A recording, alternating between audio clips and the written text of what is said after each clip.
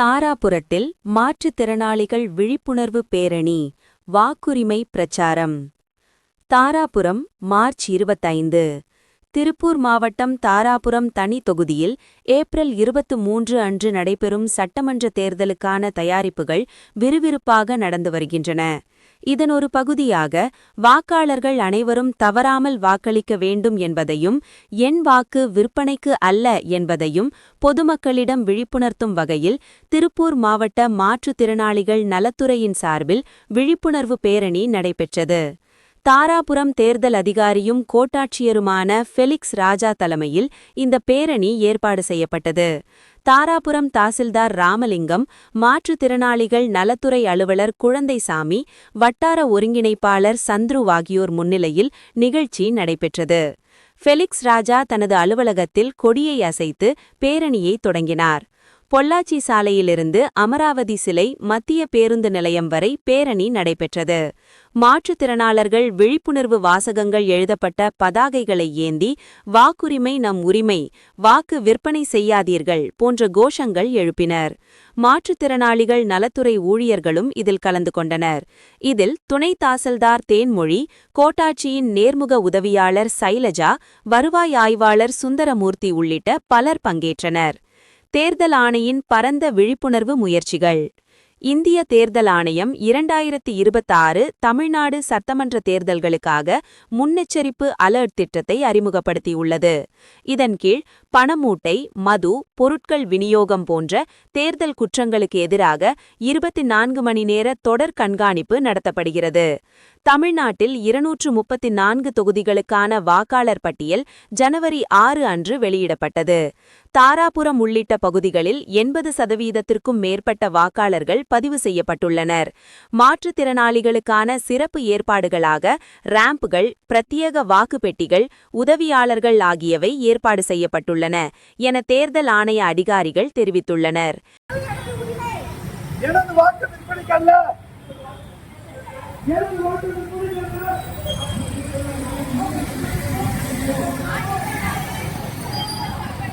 போங்கய்யா, நீங்கெல்லாம் போங்க. நீங்க ஏன் ஊர்வலம் வர்றீங்க?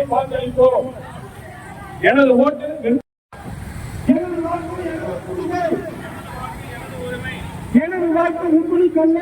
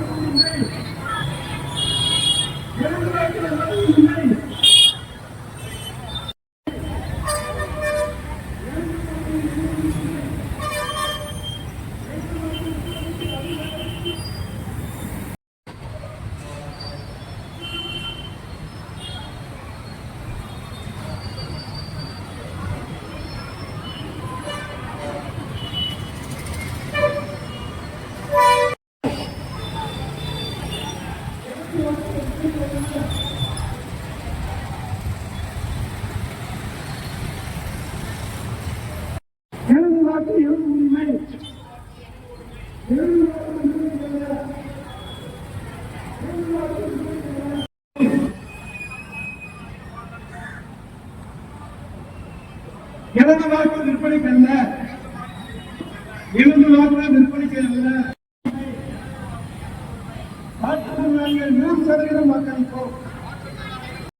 தாராபுரம் காசிக்கு இணையான அருள் நிலையம். குண்டடம் காலபைரவர் கோவில் கும்பாபிஷேக விழா. 8000ற்கு மேற்பட்ட பக்தர்கள் கோபுர தரிசனம் செய்தனர். தாராபுரம் மார்ச் 25. திருப்பூர் மாவட்டம் தாராபுரம் அருகே உள்ள குண்டடம் கிராமத்தில் அமைந்துள்ள அருள்மிகு கொங்கு வடுகநாதர் காலபைரவர் திருக்கோவில் தமிழகத்தின் முக்கிய ஆன்மீக தலங்களில் ஒன்றாக திகழ்கிறது. 3ஆம் நூற்றாண்டை சேர்ந்த பழமையான கோவிலாக கருதப்படும் இத்தலம் காசியில் உள்ள காசி காலபைரவரின் சக்தி இங்கும் நிலை கொண்டுள்ளது என்ற ஆழ்ந்த நம்பிக்கையால் பக்தர்களிடையே சிறப்பிடம் பெற்றுள்ளது. காசு இருந்தால் காசிக்குச் செல்லுங்கள், காசு இல்லாவிட்டால் குண்டடத்துக்கு வாருங்கள் என்ற திரு முருக கிருபானந்த வாரியார் அவர்களின் புகழ்பெற்ற வரிகள் இத்தலத்தின் பெருமையை எளிமையாக எடுத்துரைக்கின்றன. காசியிலுள்ள கால பைரவரே சிவபெருமானின் ஆணையின்படி குண்டடத்திலும் அருள்பாலிக்கிறார் என்ற நம்பிக்கையால் பலரும் இத்தலத்தை தரிசிக்க வருகின்றனர்.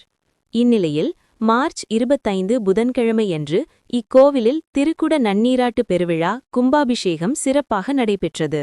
காலை யாகசாலை பூஜையுடன் தொடங்கிய விழா தொடர்ந்து வேத மந்திரங்களின் ஒலியுடன் மிக விமரிசையாக நடைபெற்றது. பின்னர் கன்னிமூல கணபதி, சௌந்தர நாயகி, அமிர்தகடேஸ்வரர், பாலமுருகன், வள்ளி தெய்வானை, பூமாதேவி, ஸ்ரீதேவி, கலிவரதராஜர் மற்றும் பரிவார தெய்வங்களுக்கு ஒரே நேரத்தில் நன்னீராட்டு குடமுழுக்கு நடைபெற்றது. கர்நாடகா, கேரளா, ஆந்திரா, ஒடிசா உள்ளிட்ட பல்வேறு மாநிலங்களிலிருந்தும் கோவை, ஈரோடு, திருப்பூர், கரூர், மதுரை போன்ற பகுதிகளிலிருந்தும் சுமார் 8000த்திற்கும் மேற்பட்ட பக்தர்கள் கலந்து கொண்டு கோபுர தரிசனம் செய்தனர். 14 வகை பொருட்களுடன் காலபைரவர் ஆராதனை. இந்த கும்பாபிஷேக விழாவில் காலபைரவருக்கு சிறப்பு ஆராதனைகள் நடத்தப்பட்டன. வழிபாட்டின் ஒரு பகுதியாக 14 வகையான பொருட்கள் சமர்ப்பித்து பூஜை செய்யப்பட்டது. அவை மிளகு, வெல்லம், தேங்காய், வாழைப்பழம், எலுமிச்சை, தயிர், பால், தேன், சந்தனம், குங்குமம், விபூதி, கருப்பு எள், நெய், தண்ணீர் ஆகியவை ஆகும். இந்த பொருட்களால் அபிஷேகம் செய்து நைவேத்தியம் வைத்து பக்தர்கள் ஆராதனை செய்தனர். இதனால் பாப நிவிர்த்தி, பய நிவாரணம், தடைகள் நீக்கம் கிடைக்கும் என்பது பக்தர்களின் நம்பிக்கையாகும். குடமுழுக்கு விழாவில் 5 மோட்டார் மூலம் புனித தீர்த்த நீர் பக்தர்கள் மேல் பீச்சி அடிக்கப்பட்டது குறிப்பிடத்தக்கது. பழமையான வரலாறு. மிளகு நைவேத்தியத்தின் சிறப்பு. கோவிலின் வரலாறு குறித்து சண்முக சுந்தர சிவாச்சாரியார் தெரிவித்ததாவது: சேர நாட்டிலிருந்து பாண்டிய நாட்டுக்கு செல்லும் வணிகர்கள் குண்டடத்தில் தங்கிச் செல்வது வழக்கம். ஒருமுறை மிளகு மூட்டைகளுடன் சென்ற வணிகர் ஒரு முதியவரிடம் உண்மையை மறைத்து பொய் கூறியதால் அவரது மிளகு மூட்டைகள் அனைத்தும் பயறுகளாக மாறியதாக கூறப்படுகிறது. தன் தவறை உணர்ந்த வணிகர் வடுகநாதரை வேண்டி பிரார்த்தனை செய்தபோது மன்னனின் கனவில் தோன்றிய இறைவன் வணிகரை மன்னிக்குமாறு கூறியதுடன் மன்னனின் பிள்ளைகளின் நோய்களையும் குணப்படுத்தினார். இதனால் நம்பிக்கை பெற்ற மன்னன் புதைந்திருந்த கோவிலை மீண்டும் கண்டெடுத்து விரிவாக கட்டியதுடன் நிலங்களையும் வழங்கினார். இதன் பின்னர் மிளகை நைவேத்தியமாக வைத்து வழிபட்டால் அனைத்து நலன்களும் கிடைக்கும் என்ற நம்பிக்கை உருவானது. மேலும் காலபைரவரை வழிபட்டால் பயம் நீங்கி வாழ்க்கை தடைகள் அகலும், நோய்கள் குணமாகும் என்ற பக்தி நம்பிக்கை இன்றளவும் நிலைத்து வருகிறது.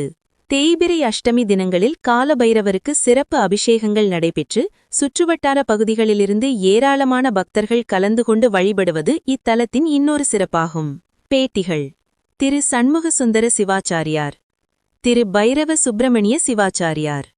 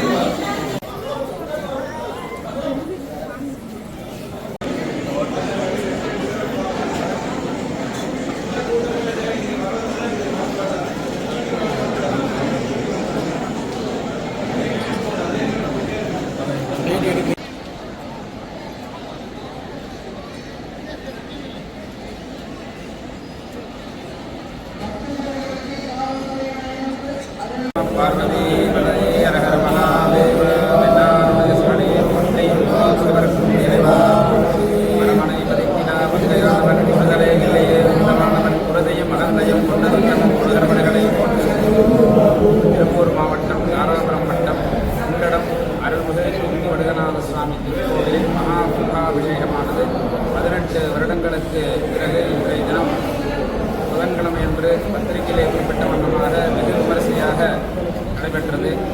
இந்த கோயில் மிகவும் 3ஆம் நூற்றாண்டை சேர்ந்த ஒரு கோவில். இந்த கோவிலில் மிளகை பயிராகிய முத்து வடுகநாத சுவாமி என்றும் இந்த வடுகநாதருக்கு ஒரு பெயர் இருக்கிறது. இந்த கோயில் கும்பாபிஷேகமானது 4 கால யாக பூஜையானது நடைபெற்றது. சுமார் 51 ஹோம குண்டங்கள் அமைக்கப்பெற்று 120 சிவாச்சாரியர்களை கொண்டு மிக விமரிசையாக இந்த கும்பாபிஷேகமானது நடைபெற்றது. இன்றைய தினம் பல்லாயிரக்கணக்கான பக்தர்கள்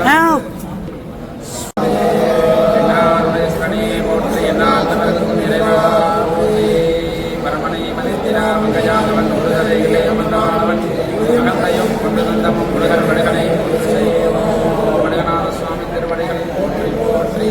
திருப்பூர் மாவட்டம் தாராபுரம் வட்டம் குண்டடம் அருள்மிகு வடுகநாத சுவாமி எனும் பெயரோடு காலபைரவர் சுவாமிக்கு எழுந்து அருளாட்சி புரிகின்றார். சிவாலயமாக எல்லாம் உள்ள சௌந்தரநாயகி அம்பிகா சமேதாய அமிர்தகடேஸ்வர சுவாமியாக இங்கே அருள்பாலித்துக் கொண்டிருக்கின்றனர். பரிவார தெய்வங்களுடன் பொங்கு வடுகநாத சுவாமி திருக்கோயிலே சுமார் 1000 ஆண்டுகளாக திருக்கோயிலே எழுந்தருளி பக்தர்களை அருளாட்சி செய்கிறார்கள். மகா கும்பாபிஷேகமானது இன்றைய தினம் மிக விமரிசையாக நடைபெற்றது. 51 ஹோமகுண்டங்கள் அமைக்கப்பட்டு 120 சிவாச்சாரியர்களை கொண்டு ஒருவார் 10 நாட்களாக இந்த கும்பாபிஷேகமானது நடைபெற்றது. திருக்கோயிலில் வரலாறானது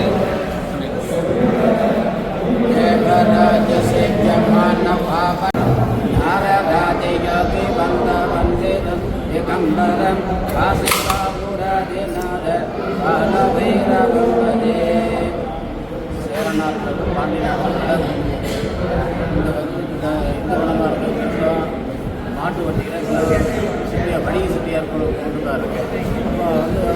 பைரவர் சாமியாராக போய் விழாவு கொடுத்து தலைவலி 2 விழாக்கு மூட்டை வாசப்பயிர் இருந்தாங்க. பாண்டி ராஜா போய் பார்க்கினாங்க. வாசப்பயிர் ஆகிட்டது. அந்த ராஜா சிட்டியார் இது பண்ணி கட்டி விட்டு அப்புறம் அவர் சொன்னோன்னா அப்புறம் சாமி உத்தரவாச்சாமா என்ற சன்னிதானத்தில் இந்த உயர்த்தி உயரி பண்ணி போட்டிங்கன்னா அந்த வாசப்பயிர் மிளகாயிரு சொன்னோன்னா எனக்கு ஓமம் பொண்ணு சப்பானி பையன் இருக்கிறா, ஓமம் பொண்ணு மாறா சப்பானி பையன் நடக்கிறா அப்படின்றத நான் நம்புகிறேன். இப்போ பில்லி சோழி மன்ற இடம்ல ஒன்றை இடம் இருந்தால் குண்டடம் மாற்றி அப்புறம் அதே கிலோமீட்டர் அந்த குதிரை வண்டியில் தீர்த்தம் பண்ணி போட்டோம்னா பொண்ணு பாடுறா அப்படின்னு சப்பானி பயிர் நடக்கிறா அப்படின்னா அதான் மிளகு பயிராக்கிய முத்துவடநாத கூட கால பயிரவருங்க. 2வது மிளகு பயிராக்கிய முத்துவடநாத சுவாமி இடங்குவாமலையில் தவம் இருந்துட்டு இருந்தாருங்க. அரசுவா தவத்து காலத்துல சிவனை வேண்டணும்னு அந்த காலப்பேரும் காசுலேருந்து காவலுக்கு வச்சோன்னு காவலுக்கு வந்து விட்டார். இந்த வாரியார் சொல்ல காசுக்கு போகும், காசு இல்லாமல் கொண்டு போனால் காசுக்கு போன அனுகூலம் கிடைக்கும்னு சொல்லுவார். வாரியார் சொல்லியிருக்காரு.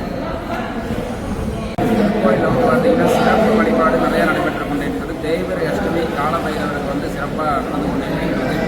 சுமார் வெளியூர்லேருந்து ஒரு 2000 மக்கள் வந்து அந்த அன்னைக்கு சாமி தரிசனம் செஞ்சுட்டு இருக்கிறாங்க. அவங்க வேண்டுதல் வந்து காலபைரவ கும்பிடுதல் சாமி 48 நாள் ஃபுல்லாக அதை நிறைவேற்றினார். அதனால தான் ஒவ்வொரு தேய்பிறை அஷ்டமி இங்கே வந்து அவங்க பிரார்த்தனை பண்ணிட்டு இருக்கிறாங்க. ஒவ்வொரு தேய்பிறை அஷ்டமிக்கு புதுசாக தான் இங்கே வந்து பக்தர்கள் வந்துட்டு இருக்கிறாங்க. அதே மாதிரி ராகுகால பூஜை ஞாயிற்றுக்கிழமை 4லேருந்து 6 ராகுகால பூஜை வந்து விசேஷமாக நடைபெற்று கொண்டிருக்கிறது. விபூதி அபிஷேகம் விபூதியினால காலபைரவர் வந்து சிறப்பாக நடைபெறும். அதே போல் வார வழிபாடானது வார செவ்வாய்க்கிழமை என்று காலையில் 7 மணிக்கு அபிஷேகம் நடக்கும். தொடர்ந்து மாலை 7 மணிக்கு வார வழிபாடு கலசங்கள் வைத்து ருத்ராபிஷேகமானது காலபைரவருக்கு சிறப்பாக நடைபெற்றது. அதிலே பக்தர்கள்லாம் வந்து நிறைய கலந்துருக்கிறாங்க. அவங்களோட வேண்டுதல் போருக்கு பிரச்சனை திருமணம் ஆகாதவர்கள் குழந்தை இல்லாதவங்களுக்குனா ராகு காலத்தில் வந்து அபிஷேகம் செஞ்சு விபூதி அபிஷேகம் வந்து பண்ணாங்கன்னா அவங்களுக்குலாம் அந்த குழந்தை வரம் வந்து உடனே கிடைக்கக்கூடிய ஒரு பாக்கியம் கிடைக்கிறது. அதே மாதிரி திருமண பாக்கியம் இந்த கோயிலில் வந்து பைரவர் வந்து நிறைவேற்றிருக்கார். அதே போல் பல ஸ்கேன் இதெல்லாம் இல்லாத காலத்துலேயும் பைரவர் வந்து இந்த குழந்தை உலகத்தில் தான் இப்படி தான் இருப்போம் கருவலுக்கு இருப்பாங்கன்னு சொல்லி அந்த காலத்து சிற்பிகளே வந்து இந்த கோயிலை வந்து வடிவமைச்சிருக்காங்க. அதனால தான் இந்த கோயில் வந்து 3000 வருஷத்துக்கு பழமையான ஒரு கோயிலாக